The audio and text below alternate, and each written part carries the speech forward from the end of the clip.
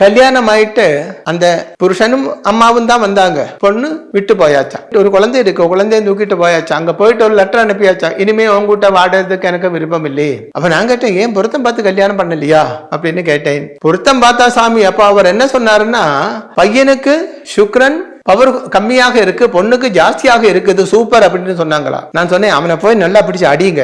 இப்படியா சொல்லுவாங்க? பொண்ணுக்கு கம்மியா இருக்கணும், புருஷனுக்கு ஜாஸ்தியா இருக்கணும். நேர ஆப்போசிட்டா சொல்லி இருக்கானே அவன் ஜோதிஷி இல்லையே, ஜோதிஷம் படிச்சவன் கிடையாது.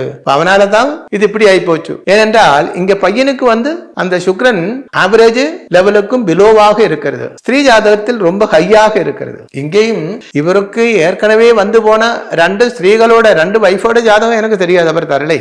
ஆனா இந்த ஜாதகத்தை பொறுத்த வரைக்கும் இவருக்கு அந்த காம உணர்ச்சி, ஆண்மை பவர் 25%க்கும் பிலோவாக இருக்கிறதுனால தான் இவர் கூட அந்த பெண்கள் வாழாமல் போனது.